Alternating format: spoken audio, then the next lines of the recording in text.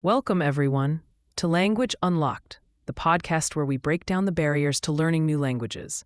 I'm your host, Maya, and today we're tackling a topic that many of us can relate to: learning English at school, specifically focusing on how to make conversation easy, even if you're just starting out at the A1 or A2 level. To help us navigate this exciting journey, I'm absolutely delighted to introduce our guest today, Liam Hayes. Liam is a seasoned English language educator with years of experience helping students find their voice. Thanks, Maya.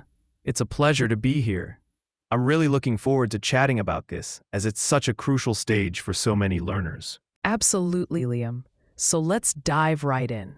The text mentions A1 to A2. For our listeners who might not be familiar with these terms, could you briefly explain what these levels mean in the grand scheme of language learning? Of course, A1 and A2 refer to the Common European Framework of Reference for Languages, or CEFR for short. It's essentially a global standard for describing language ability. A1 is the true beginner level. Think of it as learning your ABCs and basic survival phrases. An A1 learner can introduce themselves, understand and use familiar everyday expressions, and ask and answer very simple questions about personal details, like where they live, people they know, and things they have. It's all about immediate needs. So just the bare essentials to get by? Exactly. And then A2, the elementary level, builds on that. At A2, you can understand sentences and frequently used expressions related to areas of most immediate relevance, like very basic personal and family information, shopping, local geography, employment. You can communicate in simple and routine tasks requiring a direct exchange of information on familiar and routine matters. You can also describe in simple terms aspects of your background, immediate environment, and matters in areas of immediate need. It's a significant step up from just survival language. That's a really clear distinction. So, it's about building foundational blocks. And the other key phrase in our topic today is easy conversation. Why is focusing on easy conversation so important, especially at these early stages? Oh, easy conversation is paramount, Maya. You see, the biggest hurdle for most language learners isn't grammar or vocabulary. It's the fear of speaking. The fear of making mistakes, of not being understood, of sounding silly. By emphasizing easy conversation, we're essentially saying, hey, let's start small. Let's focus on communicating, not on perfection. It's about building confidence, little by little. It makes so much sense. If you try to jump into complex discussions too soon, it can be really disheartening. Precisely. Imagine trying to run a marathon when you've barely learned to walk. You'd give up. But if you start with short, gentle strolls, you gradually build stamina and belief in yourself. Easy conversation is like those first strolls. It involves using simple sentence structures: subject, verb, object. It focuses on high-frequency vocabulary, words you'll encounter and use daily. Think about asking someone, "What's your favorite color?" Or "Do you like pizza?" Or "Where is the library?" These are manageable, everyday interactions that give learners a sense of accomplishment. Those are fantastic examples. So, for students who are learning English at school, how can they really make the most of their lessons and foster this easy conversation practice? In the classroom, active participation is key. Don't just sit there. If your teacher asks a question, even if you only have a one-word answer, offer it.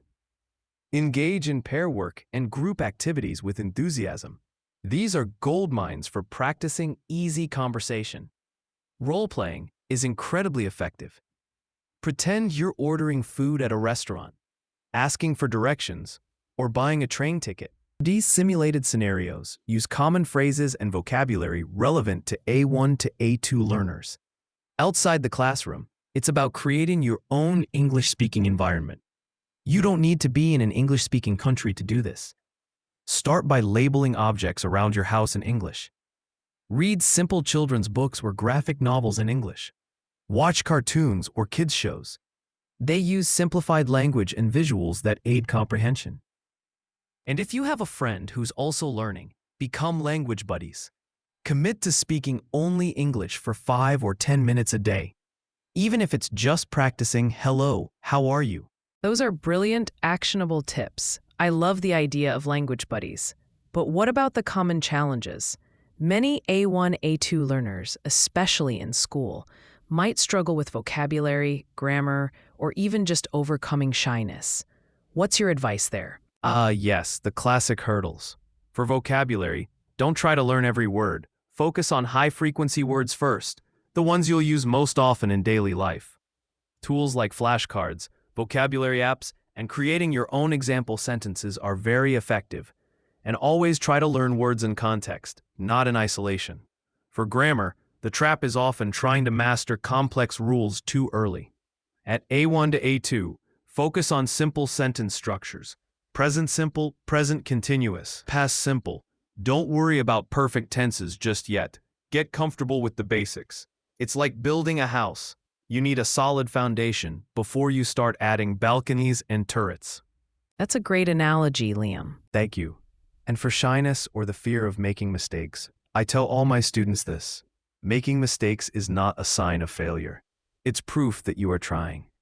Every single person who has ever learned a second language has made countless mistakes.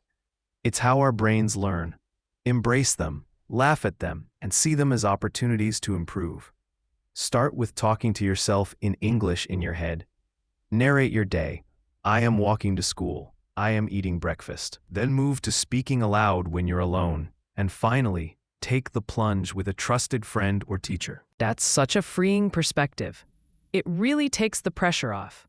What about motivation? Sometimes, especially when you're just starting, progress can feel slow. Motivation is key, and it's a muscle you have to continually flex. At A1 to A2, celebrate every small victory. Did you ask for directions and understand the answer? High five. Did you introduce yourself to a new classmate in English? Fantastic. Think about your why. Why are you learning English? Is it for travel? For future studies? To connect with people?